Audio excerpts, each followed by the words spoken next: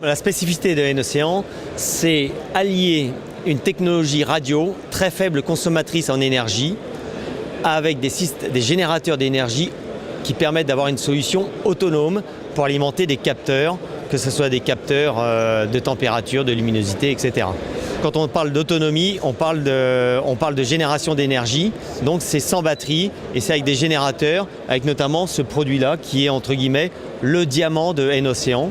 C'est un générateur qui permet de générer 160 microjoules, donc une infinité d'énergie, mais qui est suffisante pour alimenter tous les capteurs ou un interrupteur. Quand on dit autonome, c'est donc sans batterie, mais on a toujours besoin d'énergie pour alimenter la source.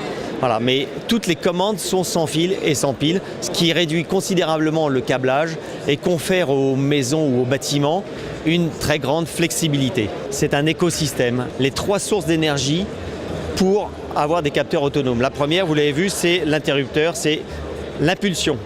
La deuxième, c'est photovoltaïque. Donc c'est pas uniquement le soleil, c'est aussi la lumière, les photons. La troisième, qui est une véritable bombe atomique technologique, c'est la différence de température. Ici, par exemple, vous avez une des premières vannes thermostatiques, sans fil, sans pile. Elle utilise la différence de température du radiateur, entre le radiateur et l'extérieur, pour alimenter un actionneur. Et on a une vanne totalement autonome. C'est l'effet Peltier. Et aujourd'hui, on parle de RT 2012. Ça veut dire que toutes les têtes thermostatiques qui sont dans les écoles, dans les maisons individuelles ou collectives, elles doivent être changées pour justement avoir une gestion intelligente du chauffage eau chaude.